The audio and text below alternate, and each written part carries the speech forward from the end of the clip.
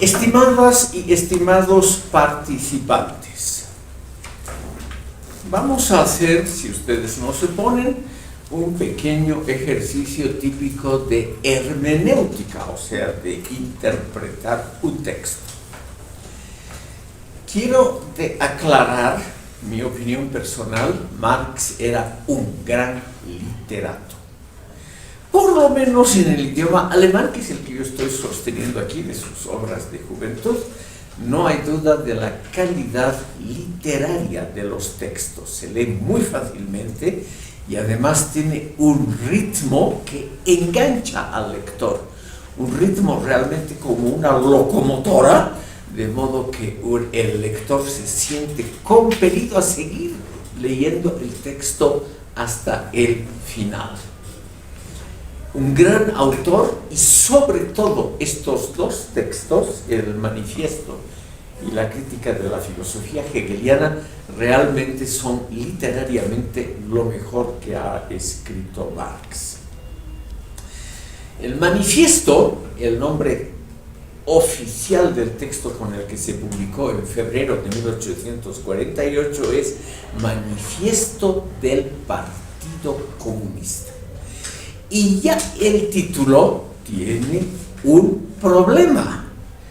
Este texto fue escrito a mitades por Engels y por Marx, y no había ni en Gran Bretaña en ese momento, ni en ningún país del mundo, un partido que se llame Partido Comunista.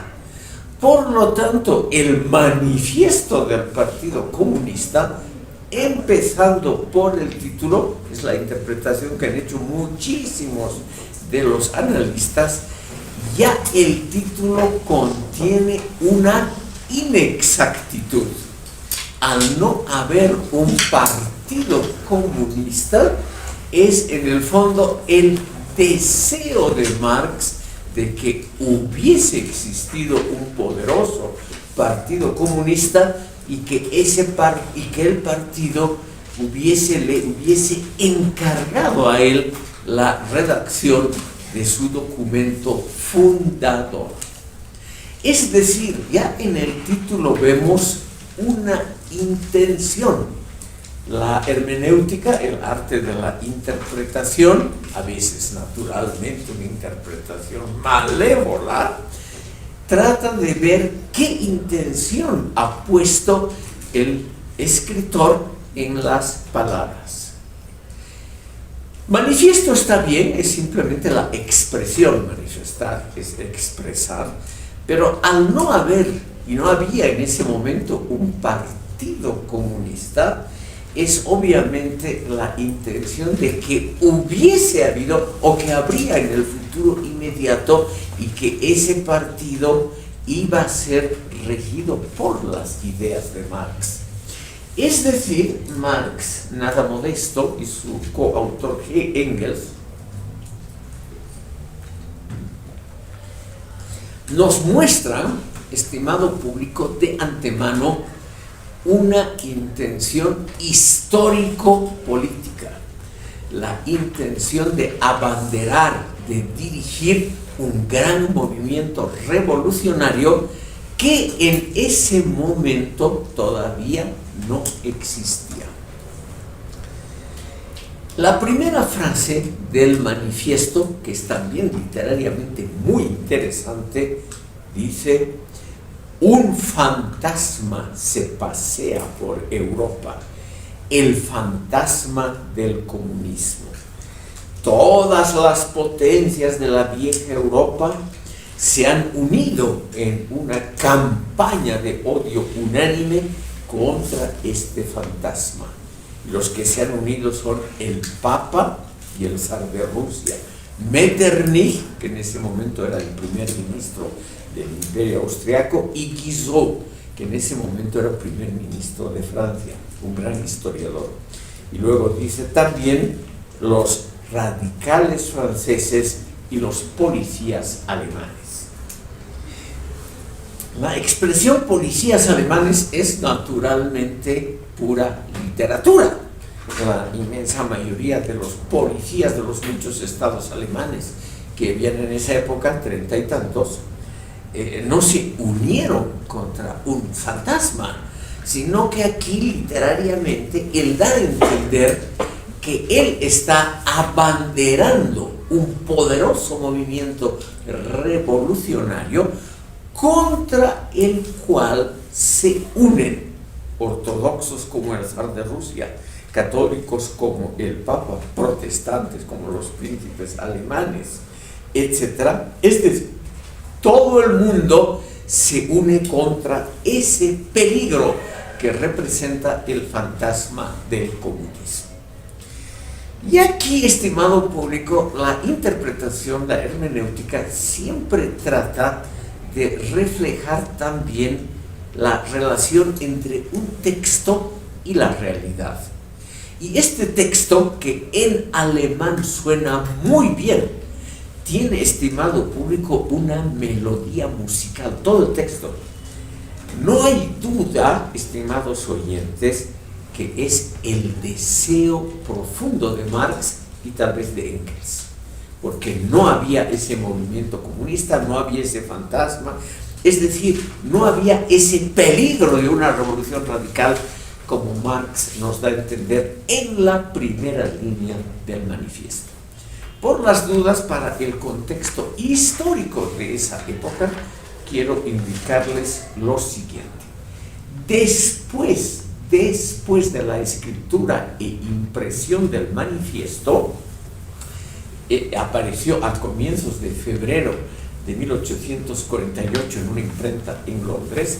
Después de ello, ocurrieron ese año varias revoluciones en Europa, todas ellas, sin excepción, de carácter liberal democrático, antirreaccionario, contra las monarquías absolutas. Ninguna de esas rebeliones tuvo un carácter socialista o comunista, ninguna. En 1848, en ese año, cayó la monarquía francesa. Marx todavía lo menciona a Guizot como el gran oponente. Guizot fue una personalidad muy importante en el siglo XIX en Francia.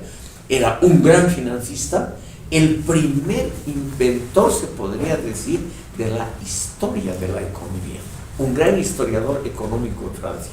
Y al mismo tiempo, él era primer ministro. Guizot es famoso y odiado hasta hoy, a causa solamente de esta mención, odiado a muerte hasta hoy en Francia por los círculos izquierdistas, porque Guizot y su rey, Luis Felipe I, acuñaron una expresión que a los comunistas, porque vamos a entender rápidamente por qué, han odiado siempre. Guizot y el rey Luis Felipe acuñaron la expresión para denominar su largo periodo como el juste milieu, o sea, el justo medio. El rey y su primer ministro querían un gobierno entre la revolución de la izquierda y el conservadurismo extremo de la derecha. Este rey, Luis Felipe I, había ascendido al trono derrocando a su primo, el rey legítimo Carlos X, que era ultraconservador. Pero al mismo tiempo, desde el primer momento, su gobierno declaró claramente que iba a ser liberal democrático contra los excesos de la izquierda, porque todavía obviamente en Francia había muchos radicales revolucionarios. ¿Y por qué ese odio en lugar de aliarse justamente con los liberal democráticos? Porque esta posición del medio se convirtió en una posición exitosa y popular. Es más, es la constante de los gobiernos de Europa Occidental, por lo menos hasta la Segunda Guerra Mundial. O sea, es una posición intermedia, liberales, socialdemócratas y otra gente. En Francia, el Partido Liberal en Francia siempre se ha llamado radical. Por Por eso dice, en la primera frase, dice Marx, se han aliado los radicales franceses. Quiere decir, en un idioma más general, los liberales franceses. Como esa posición del justo medio tuvo mucho éxito en esa época y posteriormente, como les digo, más de un siglo, hasta la Segunda Guerra Mundial, los radicales como Marx siempre entrevieron en esa posición el mayor peligro, porque obviamente esa posición moderada del centro les quitaba votos y apoyo. Entonces, por ello es que les pareció excepcionalmente execrable, desagradable, criticable la posición del juste milieu que el rey y su primer ministro practicaron. Luego, por las dudas, Metternich, que aquí lo mencionan, fue primer ministro hasta mediados de ese año. Esa revolución liberal democrática también estalló en el reino de Austria, muy exitosamente. Logró hacer renunciar al emperador de entonces, al primer ministro que era Metternich, que es el gran constructor de los acuerdos de Viena, el gran constructor de la restauración, el hombre, no sé si ustedes han oído hablar de un diplomático y ministro norteamericano, Henry Kissinger, que es uno de los grandes autores del realismo político. Henry Kissinger, él tiene un libro enorme, su obra principal, que es justamente demostrando que la posición de Metternich era en ese momento, en el momento en que es derrotado Napoleón y sube otra vez la derecha moderada centrista, que justamente personificaba Metternich, era simplemente la solución, la menos mala, el mal menor. ¿Por qué menciono esto del medio justo y del mal menor?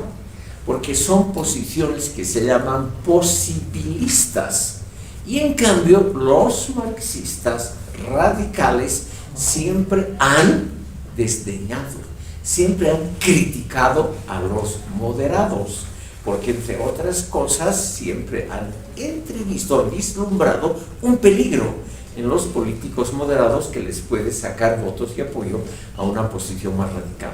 Por eso es este odio que se nota a Guizot, a Metternich, etcétera, que en el fondo no tenían nada que ver con el zar de Rusia, etcétera, o con el Papa, etcétera, no tenían nada que ver.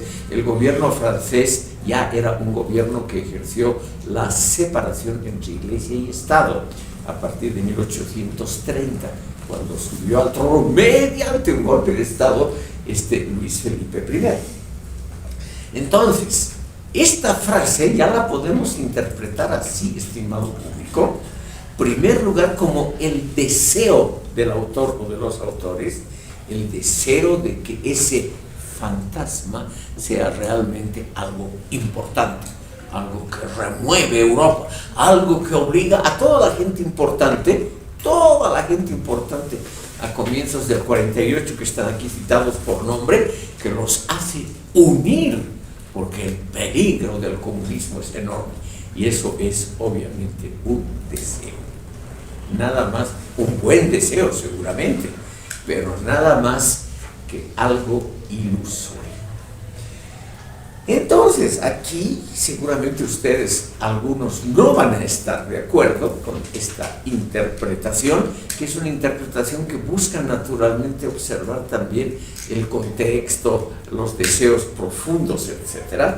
Aquí vemos que el deseo profundo de Marx y Engels es estar a la cabeza, ser los abanderados, los que escriben el manifiesto, o sea, la doctrina, el manifiesto de un importantísimo movimiento que en ese momento existía solo en la cabeza de algunos grupos más bien literarios de la izquierda en toda Europa. Marx naturalmente nota, estimado público, que es un poco literario, y poquito después,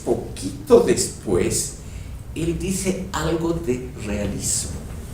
Él dice, De todo esto podemos deducir dos hechos reales. En alemán él usa la palabra Tatsache, que significa hecho real. ¿Ya?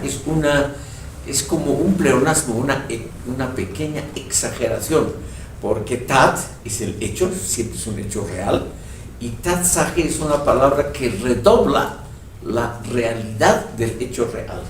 Y esa palabra, que siempre es retórica, la usa Marx aquí para explicar lo siguiente. Él dice: ya es la época en que los comunistas tienen que explicitar a todo el mundo, dice explícitamente, a todo el mundo, tienen que explicitar sus tendencias, sus fines y su doctrina.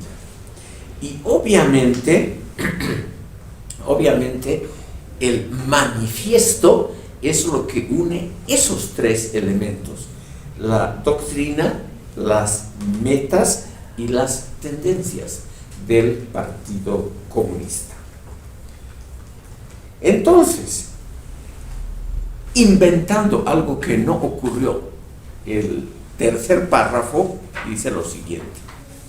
Perdón, el cuarto párrafo dice lo siguiente: para este fin se han reunido en Londres los comunistas de diferentes nacionalidades y han proyectado el siguiente manifiesto, que se publica simultáneamente en inglés, francés, alemán, italiano, flamenco y danés. Y esto es obviamente la ilusión que Marx tenía. El manifiesto escrito por él y Engels se publicó solo en una modestísima edición en alemán. En todas las otras lenguas que él menciona se publicó muchísimo después, en danés y en flamenco, que él menciona explícitamente, se publicó décadas después. Entonces, en estos 4 párrafos introductorios del manifiesto, desde una perspectiva hermenéutica, vemos, estimado público, debo decirlo, lo usual en este tipo de documentos políticos. Vemos la ilusión de que esto ocurra y la tendencia para el lector de describir una realidad muy modesta como si ya fuese una realidad evidente de millones de personas. O sea, no existía nada de ese peligro gigantesco ante el cual Guizot, Metternich, los liberales, el Papa y el Zar se unen todos, cual jamás ocurrió, pero era obviamente el deseo profundo de Marx. A él le hubiera gustado mucho abanderar un movimiento y que el Papa, el Zar, Metternich, Guizot, etcétera, hubieran dicho: hay que combatir a este terrible Marx, este es un peligro para el mundo occidental, etcétera, etcétera. El manifiesto, estimado público, no causó ninguna impresión notable, ninguna. Es decir, posteriormente, a partir de 1917, la propaganda soviética y los marxistas de todo el mundo realmente se han esforzado intensamente por mostrar la enorme importancia del manifiesto, la importancia fáctica, la importancia real en el momento de su publicación. Pero eso no ocurrió. Es más un deseo, claro, un buen deseo. Todo intelectual tiene ese deseo de que el mundo se fije en él, pero a eso no se llegó. Ahora bien, estimado público, el manifiesto es importante porque es una especie de compendio muy bien redactado. Como les dije, es una prosa muy brillante. Es el compendio de toda la doctrina marxista posterior, sin tecnicismos económicos. Por eso el manifiesto es realmente importante, porque es una especie de resumen de toda la teoría marxista, escrita, como les dije, en un hermoso idioma. Vamos a ver, estimado público, lo más interesante, que es la concepción de la historia que Marx nos presenta inmediatamente después de lo que he comentado. Inmediatamente después viene un número romano 1 y dice: la historia de todas las sociedades hasta hoy es la historia de la lucha de clases. Él no dice, estimado público, es la historia de algunas sociedades en el mundo, la historia de la lucha de clases, sino que él, en forma categórica, taxativa, dice, es la historia de todas las sociedades. Y aquí, naturalmente, hay un deseo también muy claro, un anhelo de que esa concepción histórica que sigue sea considerada como la concepción básica de toda la historia y para todos los pueblos. Como ven, el manifiesto ya en sus primeras líneas no es una obra de modestia, no es, estimado público, es una obra en estilo categórico, que nos dice claramente cómo ha sido la historia, qué es lo que hay que hacer, cómo aparece el fantasma del comunismo, cómo aterroriza al zar, al papa, etcétera, etcétera. Como ven ustedes, se lo puede interpretar, lo que yo estoy haciendo es una posibilidad hermenéutica entre muchas otras, es la historia de un anhelo que lamentablemente se trasunta literariamente en el estilo categórico de este autor. Muchos comentaristas, empiezo con el nombre que está ahí arriba, Edward Bernstein. Bernstein, por ejemplo, dijo, hubiera sido más creíble que Marx escribiese lo siguiente: parece que un fantasma pasea en Europa, o parece que la historia de algunas sociedades hasta hoy es la lucha permanente de clases. Parece o es posible.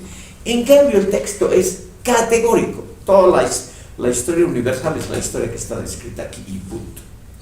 Como ven ustedes, no hay elementos de dudas. En todo el documento, una hermosa pieza literaria, lo repito incansablemente, en todo el manifiesto no hay una duda.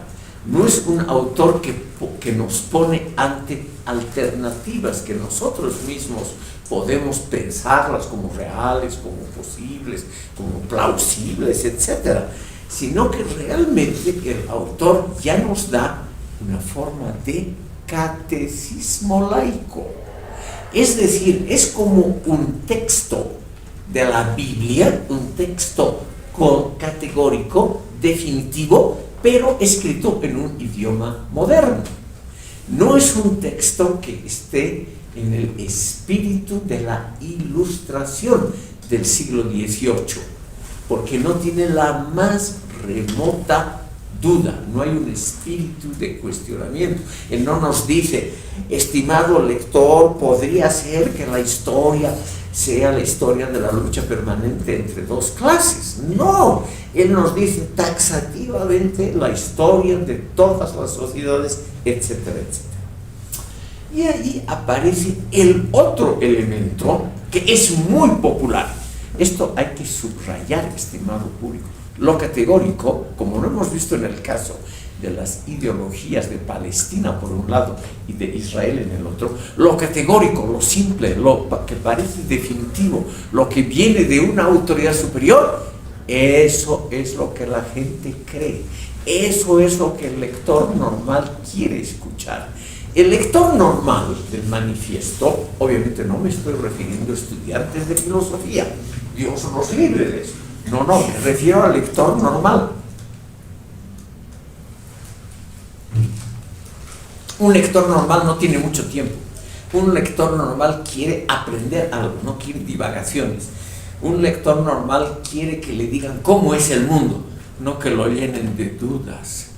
Entonces, estimado público, obviamente esto está hecho para el lector normalito, para él es el comienzo del sindicalismo organizado, tal vez para los sindicatos, etc.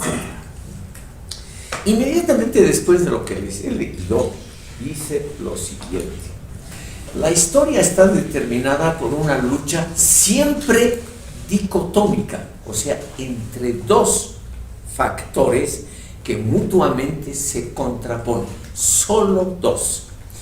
Y él Marx y su coautor Engels lo dicen claramente en el segundo párrafo de la parte primera. Nos dice: el esclavo y el libre, el patricio y el plebeyo, el varón y el siervo de la gleba, es decir, los que oprimen y los que son oprimidos están en una constante contraposición a lo largo de la historia.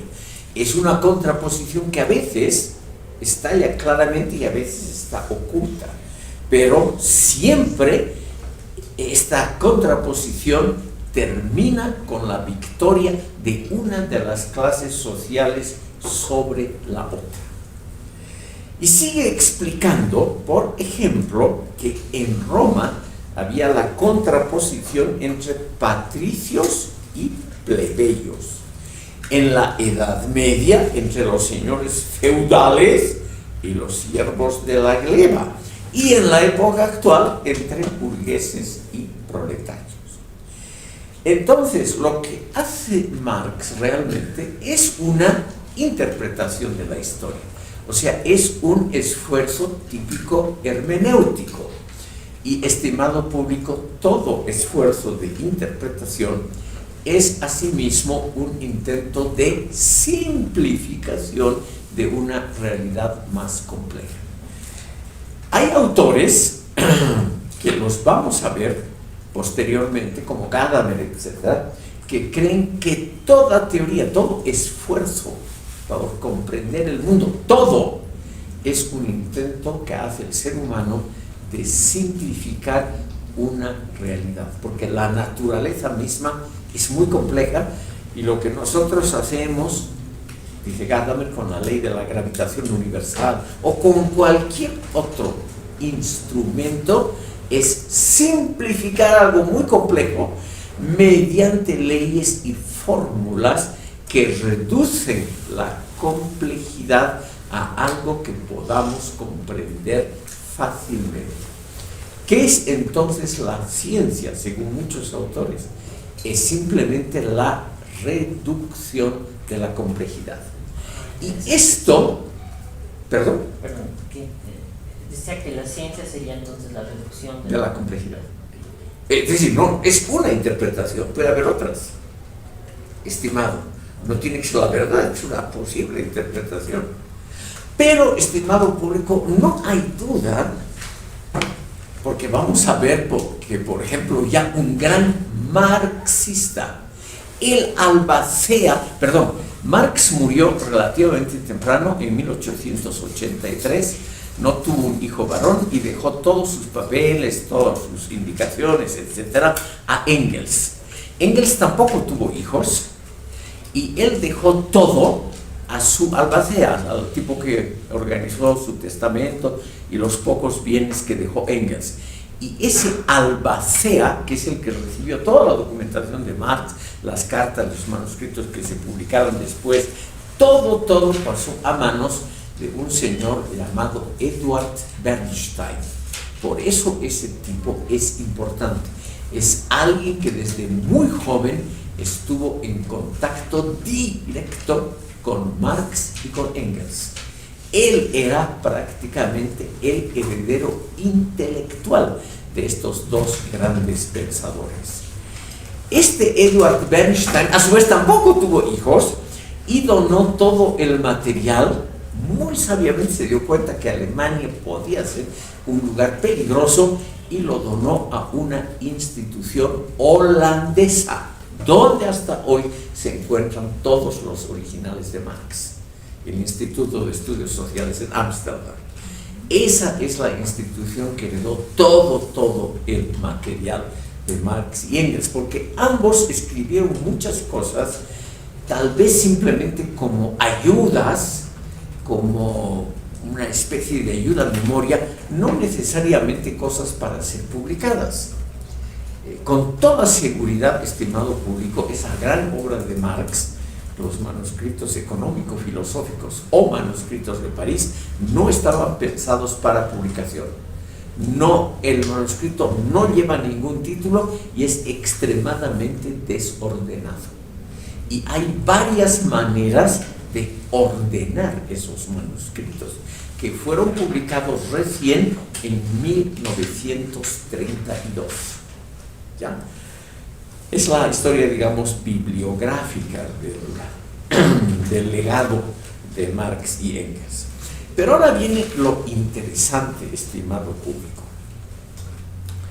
Desde el primer momento, desde el primer instante, hubo crítica a esta concepción dualista, dicotómica de la historia. Esta concepción de que toda la historia ha sido solo la lucha de clases entre dos clases sociales: esclavos contra patricios, señores feudales contra siervos de la gleba, proletarios contra burgueses.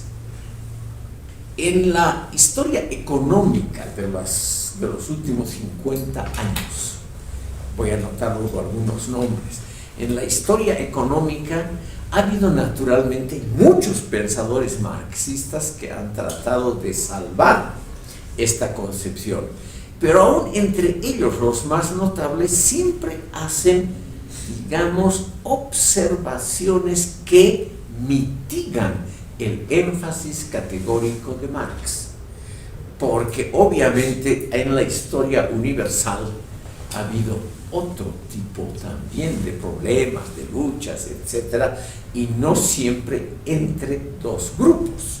Desde un primer momento se le criticó que Marx nunca consideró el papel de las clases medias.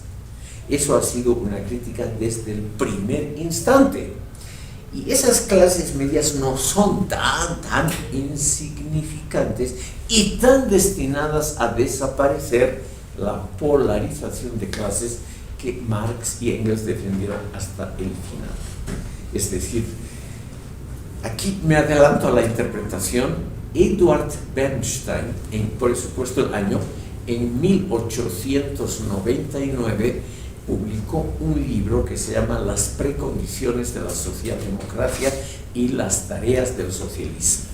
Y en ese libro, él, siguiendo el método marxista de estudiar economía y de estudiar datos estadísticos, con datos estadísticos, Bernstein demuestra que la polarización de clases y la pauperización del proletariado, las dos grandes predicciones de Marx, no tuvieron lugar. Mejor dicho, que nunca tuvieron lugar en la historia, por ejemplo, de la Gran Bretaña. Bernstein era un socialista que fue perseguido en Alemania y que también vivió muchísimos años en Gran Bretaña. Y es el principal objeto de estudio de él, de Bernstein. Y él, con datos estadísticos, en esta obra, que es un clásico marxista, porque lo que él decía, hay que salvar el espíritu emancipatorio de Marx, hay que salvarlo de su economicismo, hay que salvarlo de sus interpretaciones basadas en cálculos y en concepciones económicas. Pero no hay duda, estimado público, de un elemento que yo quisiera aquí subrayar enfáticamente. Una concepción de la historia que considera muchos factores, es decir, muchas clases sociales en conjunción, etcétera, no es popular y no mueve a masas. En cambio, el afirmar, como gran autoridad intelectual, el afirmar que la historia de la humanidad es la lucha solo entre patricios y plebeyos, entre siervos de la gleba y señores feudales, o entre proletarios y burgueses, eso sí es algo fácilmente comprensible.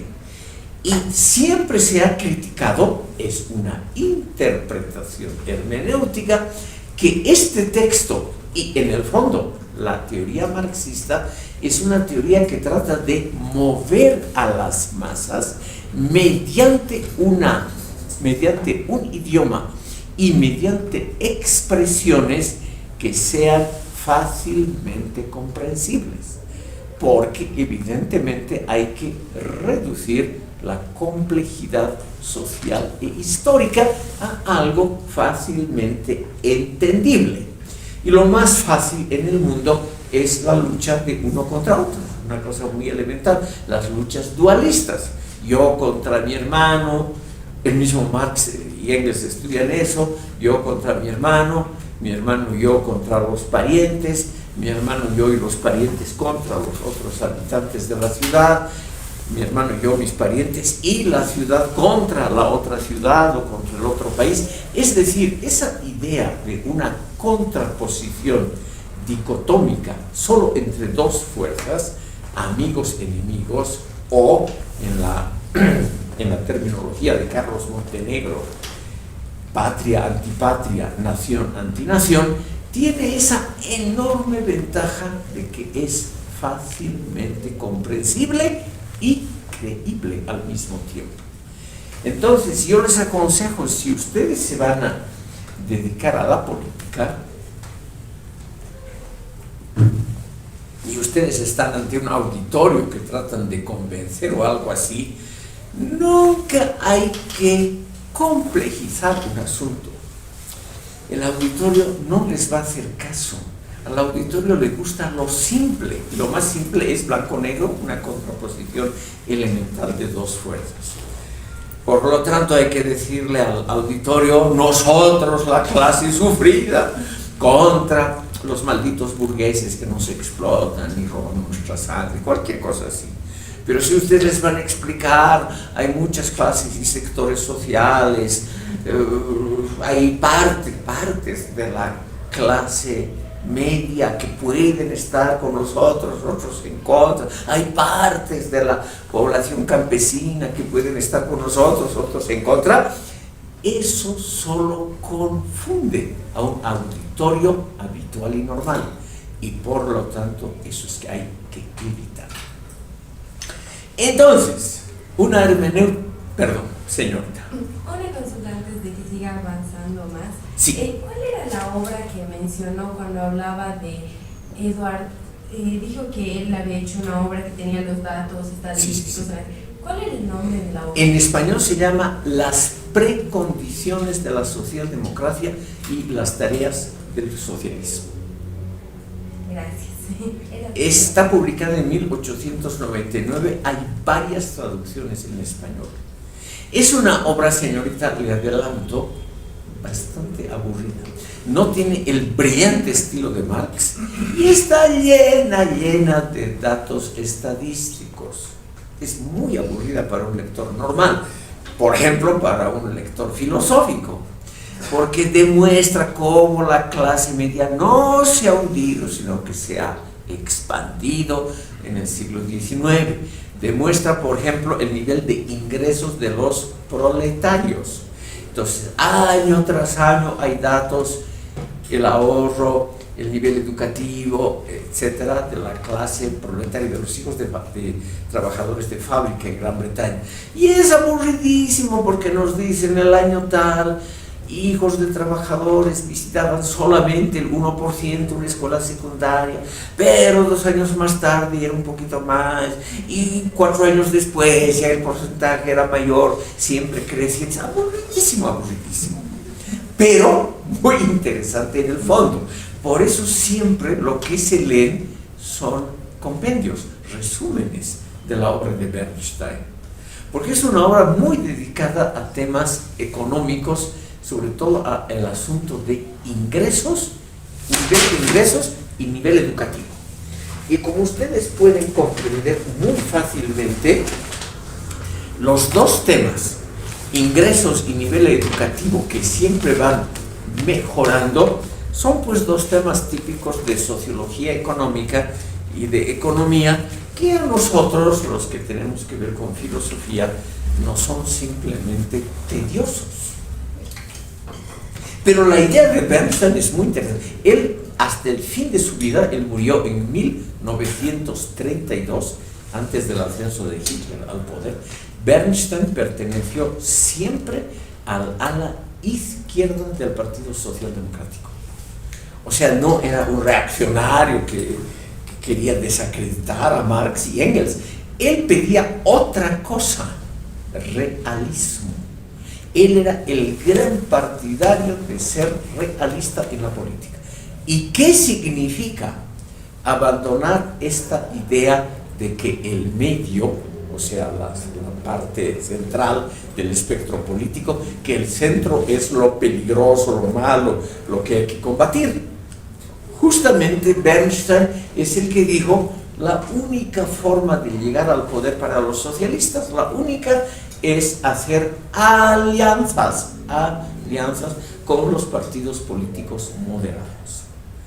En Alemania, durante toda la República de Weimar, que lamentablemente duró pocos años, hasta 1933, esa coalición que Bernstein siempre propugnó era la coalición entre socialdemócratas, liberales y el Partido del Centro. El Partido del Centro, se llamaba así, es el partido que presidió a la democracia cristiana actual. Era el partido de los católicos en Alemania. Entonces, estimado público, lo único que yo quiero decirles de Bernstein es que era un tipo muy aburrido en sus escritos y en sus participaciones parlamentarias, pero un tipo muy interesante porque manejaba una enorme cantidad de datos difícilmente refutables. Creo que alguien más quería hablar. Alguien, creo que levantó la mano después de la señorita, junto con la señorita, ¿no? Bueno, entonces sigamos. El manifiesto, estimado público, en su primera parte es extraordinariamente interesante porque después de esta idea dicotómica sobre la historia, Marx o los autores nos muestran algo diferente, muy interesante: la importancia del descubrimiento y colonización de América para la constitución del capitalismo moderno. Ya en las primeras páginas aparece ese tema, o sea, la importancia enorme que ha tenido lo que podríamos llamar el primer intento de globalización, la primera inclusión de América, África y Asia en el mercado mundial, y el hecho, según Marx está aquí, el hecho de que el mundo se convierte recién en uno solo a partir de los grandes descubrimientos y los viajes exploratorios de los siglos XV y XVI. O sea, la constitución del mercado mundial, dice Marx, es realmente el comienzo del capitalismo, del comienzo además del éxito del capitalismo. Luego, estimado público, en este mismo acápite, en el primero, titulado Burgueses y Proletarios, hay algo realmente muy interesante. Marx demuestra con ejemplos literariamente muy bien construidos los éxitos de la burguesía a nivel mundial. Son varias páginas que parecen más bien escritas por un partidario del régimen liberal burgués. Son páginas y páginas donde Marx va describiendo cómo la burguesía definitivamente derrotó a las potencias eclesiásticas, al orden feudal, a la anterior falta de libertad individual. ¿Cómo es la burguesía la que ha liberalizado el mundo y preparado naturalmente el ascenso del proletariado? Pero Marx, en forma hermosa, por lo menos en alemán, en la versión que aquí tengo, él describe cómo la burguesía realmente ha revolucionado el mundo. Y ha revolucionado el mundo porque es la primera clase social que inicia su revolución con ayuda de la ciencia y de la técnica, que para Marx siempre era una cosa muy, muy importante, el desarrollo de las fuerzas productivas. Entonces, estimado público, como visión del primer intento de globalización y como una descripción de los éxitos de la burguesía frente al orden feudal, no hay duda que son páginas muy bien escritas, muy didácticas y sobre todo con mucha información que Marx ha debido leer y ha debido sintetizar durante largos años. Al mismo tiempo, estimado público, Marx muestra que la burguesía no es un conjunto de buenas gentes. Al mismo tiempo, él descubre que todos estos éxitos, por ejemplo, las libertades de la Revolución Francesa, etcétera, de la Revolución Gloriosa en la Gran Bretaña de 1688, etcétera, etcétera, que todos estos éxitos están basados en un solo principio, el egoísmo individual. Y entonces aquí Marx, estimado público, nos muestra también que la posición contraria en general al egoísmo, por ejemplo la que está en el fondo de las grandes religiones, tiene nomás su valor. Porque lo que hace la burguesía, según Marx, es reducir todo al cálculo egoísta. Esa es una expresión que él ha inventado, el cálculo egoísta. En lo cual, con toda seguridad, Marx tuvo razón. O sea, es una clase altamente individualista que no le interesa el bien común y que solamente le interesa el éxito económico de su empresa, de su familia. Y una clase que está dispuesta a entregar todo, a subvertir todo el orden social por ventajas económicas de corto plazo. Y ahí creo que él tuvo claramente razón. Por lo tanto, es una descripción muy interesante de las enormes ventajas que ha traído la burguesía al mundo, al iniciar el mercado mundial, al basarse en el desarrollo de la ciencia y la tecnología, las ventajas de la libre competencia que Marx analiza muy cuidadosamente, etcétera, cosas realmente positivas. Y también una parte altamente controvertida que luego aparece en 3 pequeños y breves artículos que Marx escribió sobre la India. Quisiera mencionar muy brevemente esto porque me imagino que aquí en Bolivia hay un cierto interés por lo que Marx escribe acerca del tercer mundo. Marx nos dice claramente que la burguesía y la introducción de la modernidad en la India ha tenido un aspecto favorable. No es, estimado público, un enemigo craso del colonialismo británico. No es. Es alguien que ve, obviamente, las desventajas que también ha traído, pero alguien también que dice lo que necesitaba la India era un empujón modernizante. Había que terminar con esas relaciones feudales o prefeudales en la India que solo trajeron el estancamiento a la cultura de ese gran pueblo. Y lo mismo se puede referir a todos los otros pueblos del tercer mundo. Marx, por ejemplo, critica en muchos documentos, en muchos escritos, critica la situación de la mujer en la India. Por ejemplo, el hecho, aquí menciono a las damas, que cuando una mujer enviudaba, y generalmente ustedes saben, los pobres maridos siempre se mueren antes que las esposas, por la durísima vida que es nuestra inserción en el mercado laboral, nos morimos antes que a las mujeres, entonces a las viudas se las quemaba vivas junto al cadáver del marido, se las incineraba y las cenizas se las echaba generalmente al río Ganges, al río sagrado, para que si las cenizas de ambos juntos lleguen al cielo espiritual. Esa costumbre, ahí comparto yo la idea bárbara de Marx a las pobres viudas. A veces había viudas muy jóvenes, igual a la pira funeraria.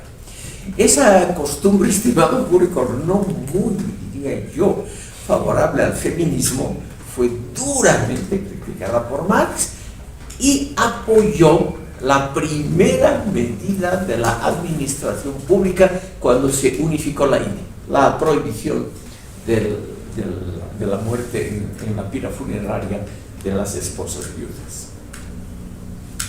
También apoyó completamente la separación entre religión y vida corriente en las sociedades, sobre todo donde Francia y Gran Bretaña habían colonizado.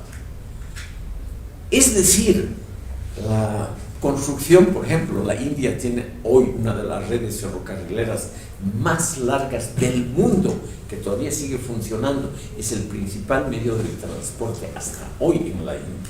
Y toda la red ferrocarrilera hindú ha sido construida por los británicos. Entonces Marx reconoce las ventajas que ha tenido la colonización porque han servido para modernizar sociedades estancadas históricamente. Ese es el gran mérito, según Marx, de la burguesía y por lo tanto del capitalismo.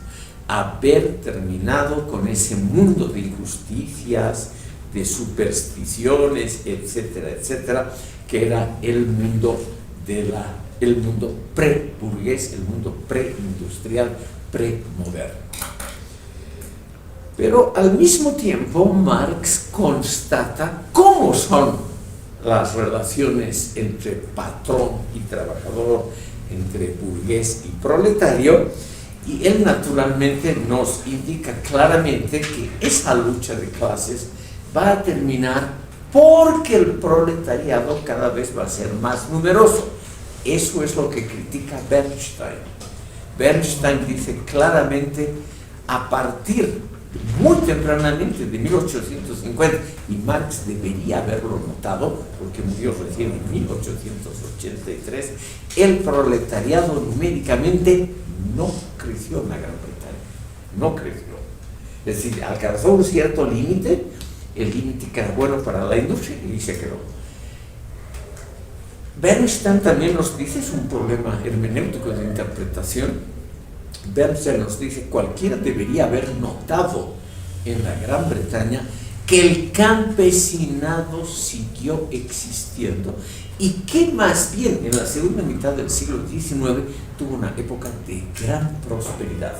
Se modernizó el campesinado con la emigración del campo a la ciudad, quedó libre de fuerzas que podríamos llamar superfluas para la producción agraria, y la población campesina mejoró mucho más que las clases medias, mejoró su nivel de ingresos y de educación. Según Bernstein, eso se podía ver, porque él dice se podía ver claramente en la composición de los estudiantes universitarios. Por ejemplo, en las universidades más famosas, Oxford y Cambridge, la gran mayoría ya no pertenecía a la vieja burguesía o a la vieja aristocracia, sino que realmente era una población estudiantil, sobre todo que se nutría de las clases medias y en parte de las clases trabajadoras, que empezaban a mandar, los que podían, empezaban a mandar a sus hijos a las universidades. Eso se podía ver. Y entonces aquí, estimado público, estamos ante un problema muy simple, que es el que aparece en los acápites 2 y 3 del manifiesto. Ha sido una mala hermenéutica, una mala interpretación, la que llevó a Marx a ver de manera demasiado simplificada la realidad de los países industrializados de la época, o ha sido lo que Bernstein, por ejemplo, dice, o ha sido en realidad otra cosa. Ha sido el intento de Marx de aplicar mecánicamente las teorías de sus maestros Hegel y Feuerbach. Y eso nunca funciona bien cuando uno trata, por ejemplo, una teoría como la hegeliana, de remozarla con elementos económicos, manteniendo el centro de la teoría. Don Jorge. No, quiero volver a... Sí, no sí, sí. entendí bien la última parte, o sea, esto de, bueno, o sea, Marx falla en sus predicciones, Sí. sí entendí, porque el proletariado no crece, más bien hay como, digamos, se refieren en diferentes países la clase media o el campesinado, al contrario de la predicción de Marx, el proletariado iba a crecer y, digamos, poder afianzar su poder, etc. Y Bernstein demuestra eso, digamos, con pruebas empíricas, Sí. etc. Y ahora sería entender que Bernstein da una interpretación o una explicación de por qué Marx se equivoca, pese a que tal vez podría haber visto empíricamente también, ya había las pruebas. Y hay dos. La primera es la que no entendí, y la segunda tiene que ver con esta concepción más teleológica que es heredada de sus maestros Feuerbach. ¿Cuál era la primera? Hegel y Feuerbach. Sí. Esas son las dos. ¿Es la única razón por la que Bernstein afirma que Marx podría haberse equivocado? ¿O hay otra? No, hay varias razones. Otra de las razones interesantes es la siguiente, que es lo que está, estimado público, al final del acápite segundo, donde Marx propone el programa de acción del Partido Comunista. Como aquí automáticamente se va a aclarar las dudas de usted. En este segundo acápite, al final, es la parte operativa del manifiesto. Y aquí Marx propone una serie de medidas, Marx las ha enumerado, es un decálogo de 10 medidas que Marx propone como la política obligatoria de comunistas o socialistas que lleguen al poder. Ya, está al final. Esa parte les he puesto yo cuando les he mandado el texto vía WhatsApp. Esos 10 elementos funcionarían adecuadamente para instaurar un régimen socialista, dice la interpretación de Bernstein, si hubiese habido esa polarización de clases y pauperización del proletariado, que son las dos grandes predicciones de Marx. Repito, la polarización de clases y la pauperización del proletariado. Marx creyó, en eso claramente equivocado, que solamente iban a estar al final de la época burguesa dos clases enfrentadas entre sí. Una minoría, la burguesía, cada vez más rica, cada vez más poderosa, pero cada vez numéricamente más pequeña. Y una clase proletaria cada vez más grande, más extensa, pero cada vez más pobre y explotada. Y por lo tanto, esa clase proletaria reunía en su seno todos los fenómenos de alienación y explotación.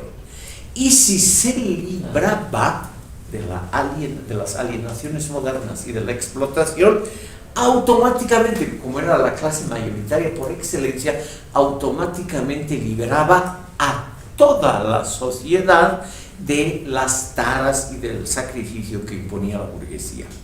La clase proletaria se volvía la clase universal, porque al reunir todo el sacrificio, toda la explotación, todos los fenómenos de alienación, y si se liberaba de ellos, automáticamente la sociedad entera se emancipaba, además para siempre. Entonces, ahí tienen evidentemente algo de razón las 10 propuestas de Marx de políticas públicas que deben el Partido Comunista o Socialista deben realizar en la praxis inmediatamente. Y es de alguna importancia, estimado público, porque todos los sucesores, sobre todo la gente de la praxis, Lenin, Stalin, Castro, Mao, Pol Pot, etc., todos ellos han tomado este decálogo como obligatorio, es decir, como si fuese realmente una palabra divina, santificada por una sabiduría superior. Y este decálogo es realmente el núcleo de toda la política práctica que han seguido movimientos y gobiernos socialistas en todo el mundo. La primera medida que Marx propone, cito al pie de la letra, es la expropiación de la propiedad de la tierra, ¿ya? Y la utilización de esas rentas para fines estatales. En todas partes donde la revolución socialista triunfó, en Cuba, en la Unión Soviética, en la China, en Camboya, en Etiopía, se ha realizado esa expropiación forzosa de toda propiedad privada sobre la tierra. Y eso, estimado público, no siempre ha sido algo que ha tenido éxito dentro de los mismos parámetros del socialismo.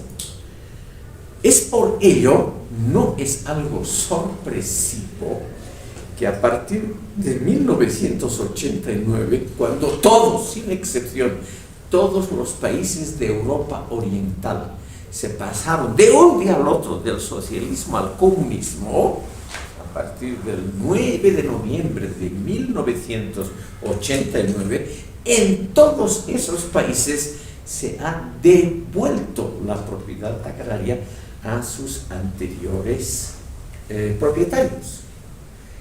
En algunos países, justamente, no estoy haciendo ironía, estimado público, porque lo que voy a decir ahora puede sonar a una ironía muy dura. Los países que han devuelto más tierra a los propietarios originales han sido los más exitosos, como la República Checa. La República Checa ha devuelto la propiedad de la tierra a la antigua nobleza del Imperio Austriaco. Y eso ha resultado un éxito económico muy notable. Esa República Checa, un país industrial, urbano, etc., se ha convertido en un gran productor de madera y productos agrícolas. La República Checa está situada bien al norte, no es precisamente lo más favorecido por el clima, etcétera, etcétera, para la producción agraria, y ha resultado un régimen muy exitoso. Con la vuelta, en este caso específico, en los otros casos se ha devuelto a pequeños propietarios, pero en la República Checa se ha devuelto a los propietarios anteriores a 1914, una medida realmente muy rara, pero avalada por un plebiscito popular en 1991, una medida muy curiosa, con un argumento estrictamente técnico. Estos antiguos propietarios y sus hijos saben cómo administrar mejor propiedades agrarias, mucho mejor que los comisarios comunistas nombrados a dedo desde una oficina central. Entonces, con ese argumento técnico de que los antiguos propietarios por algo eran tan ricos, por algo acumularon esas fortunas gigantescas, la República Checa está llena de enormes castillos y palacios construidos por los terratenientes, por algo eran ricos porque administraban muy bien esas propiedades. Entonces, no sé qué les parece a ustedes la idea, hay que devolverles las tierras, aunque parezca la injusticia más grande. En Polonia y en Hungría ha sido mucho más moderada la devolución, pero no ha quedado propiedad estatal sobre la tierra. Otra de las medidas, por ejemplo la tercera, es la abolición completa de todo derecho de herencia. O sea, nadie hereda nada. Lo que uno tiene se lo tiene que ganar por el esfuerzo cotidiano, lo cual naturalmente para los jóvenes como ustedes a veces puede sonar muy duro. No heredar nada de los papitos. Luego, la centralización y expropiación de los transportes, del comercio, de los bancos, etc. Luego, el punto 8, que ese Stalin lo aplicó con mucho gusto. La obligación de todo el mundo de trabajar. El que no trabaja no come. ¿Qué les parece, estimado público? El que no trabaja no come. Bueno, y así, ¿para qué los voy a aburrir? Las medidas son las medidas clásicas que aplicó, por ejemplo, Lenin cuando estalló la Revolución de Octubre en la Unión Soviética. El primer día se confiscaron los latifundios y se expropiaron bancos e industrias, siguiendo este modelo. Por favor, señor Paredes. Creo que me recuerda la primera medida que habló sobre el derecho propietario. Sí. Cuando uno, por ejemplo, habla sobre tal vez ciertos países que a día de hoy están en un régimen socialista como Cuba y Venezuela, hay quienes afirman que no podemos hablar de un socialismo, de un marxismo específicamente en esos países, porque aún existe la propiedad privada. Entonces yo veo que hay como una forma, y eso más que todo quería preguntar, y ¿qué tanto estas medidas Marx lo trata de exponer y explayar en toda su obra? Porque obviamente implican un nivel prácticamente de organización política muy elevada. Sí. Porque me recuerdo, por ejemplo, que hay un libro que sale de Tomás Piketty, que se vuelve muy famoso por el 2014, que es El Capital en el siglo XXI, que trata de utilizar teoría económica para justificar el marxismo, pero obviamente termina divagando en lo mismo, que es simplemente una dialéctica contra el capitalismo, contra la acumulación, contra aquel pequeño porcentaje. Pero no, lo que yo veo es que nunca en el marxismo se ha tratado de analizar en profundidad pues, estas medidas que al fin y al cabo son básicamente muy drásticas para una sociedad. Y Marx, más allá del manifiesto y unas pocas obras, nunca trata de analizar su proyecto. Entonces, más o menos mi pregunta sería si es que realmente Marx, tal vez en alguna obra, no sé, tal vez más ajena o como menos conocida, sí lo expone o lo explaya. Señor Paredes, aquí hay un problema de comprensión. Yo debo admitir que yo no conozco la obra estrictamente económica de este gran pensador.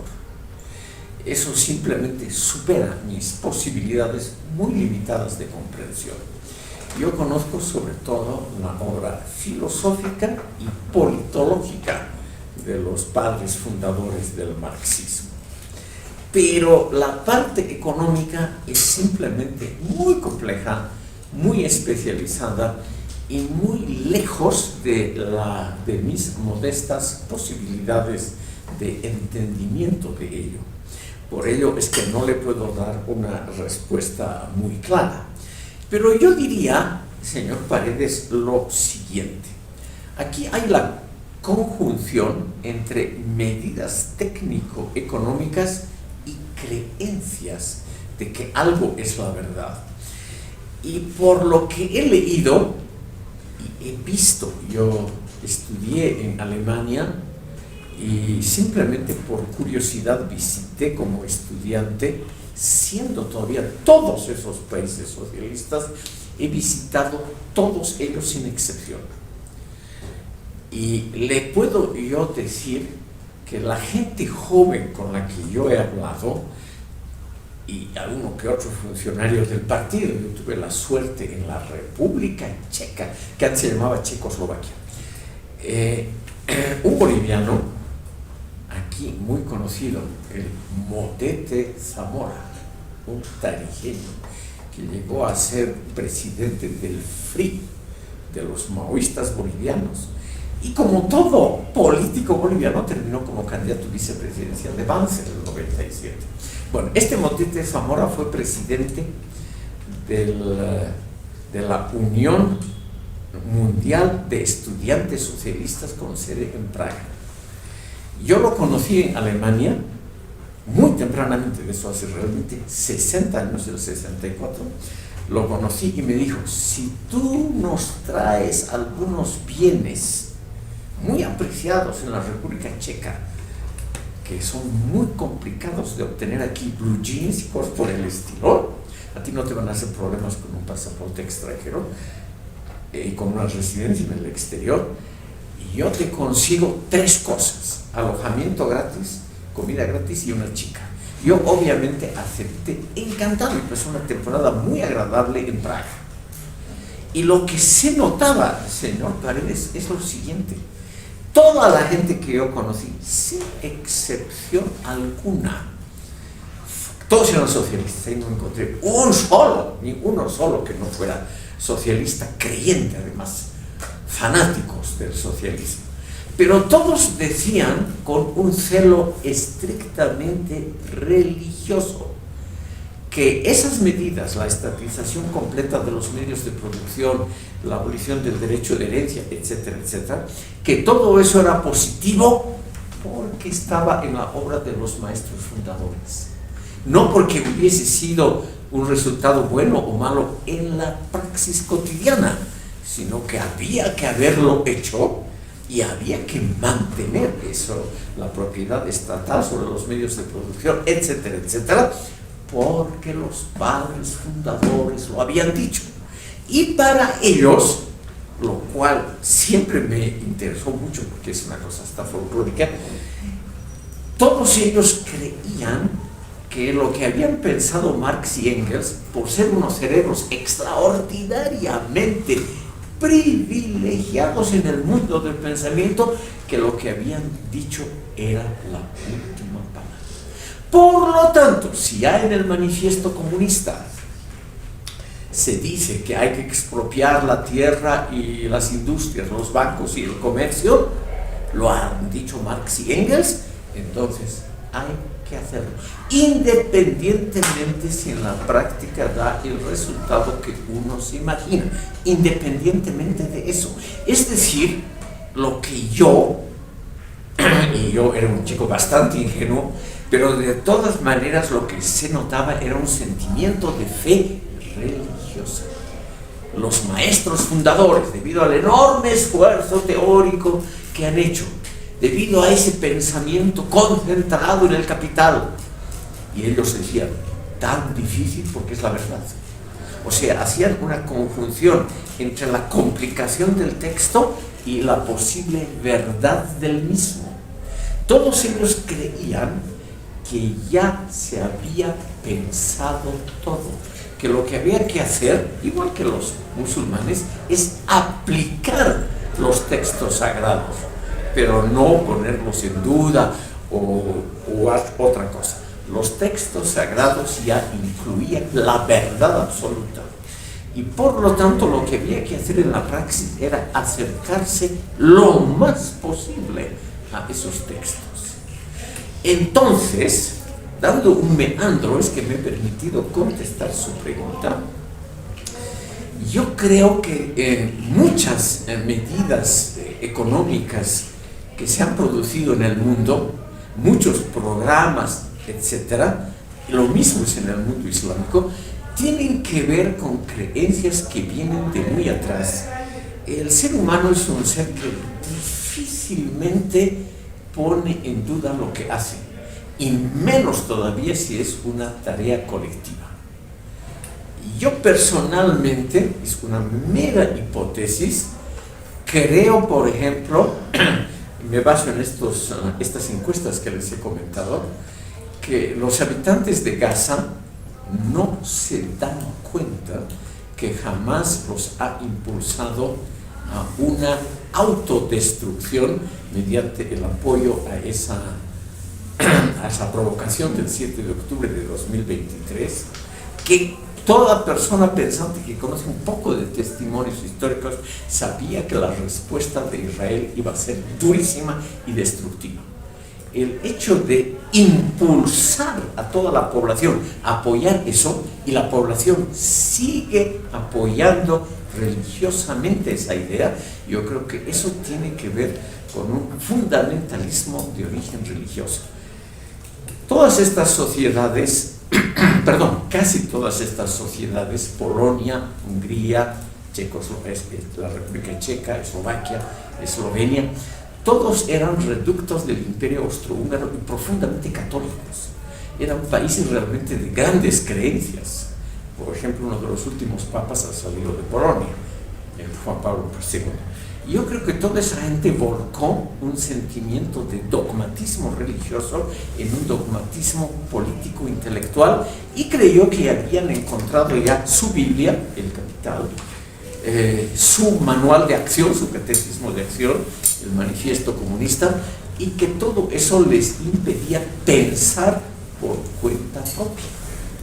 Yo me di cuenta, señor Paredes, y esto yo creo que es el mejor ejemplo, que uno podía conquistar muy fácilmente a las chicas si uno realmente repetía ese catecismo con un cierto entusiasmo. Les gustaba mucho que un extranjero diga, pero qué maravilla, que todo funciona bien, es el ejemplo del éxito del comunismo, qué maravilla, estas calles tan hermosas de Praga, esta arquitectura tan brillante. Todo eso fue hecho anterior a la Revolución Comunista en Praga, todo. Y sin embargo esa gente estaba absolutamente convencida de que todas las glorias de su país se debían al gobierno comunista. Y uno tenía éxito con las chicas, no estoy de ninguna manera denigrando al bello sexo, si uno realmente decía lo que ellas querían escuchar, que era confirmar sus prejuicios sociales, confirmar su ideología que desde niñas habían crecido en esa atmósfera. Se me ocurre ninguna otra respuesta. Estimado público, como son las 6, lamentablemente tenemos que frenar aquí. En la próxima sesión vamos a interpretar una obra mucho más filosófica, que es la crítica a la filosofía del derecho de Hegel. Yo les he mandado por correo electrónico y vamos a ver lo que han dicho dos grandes marxistas críticos, Georg Lukács y Karl Korsch, porque son interpretaciones sobre interpretaciones, y ahí van a ver ustedes el rol, según estos autores, el rol nefasto que corrió Friedrich Engels al simplificar la teoría de su amigo Karl Marx. Es un tema actual porque eso es lo que no creen, no quieren admitir, por ejemplo, Althusser y todos los marxistas que podríamos llamar clásicamente dogmáticos, ¿ya? Hasta el próximo martes y gracias por escucharme hoy.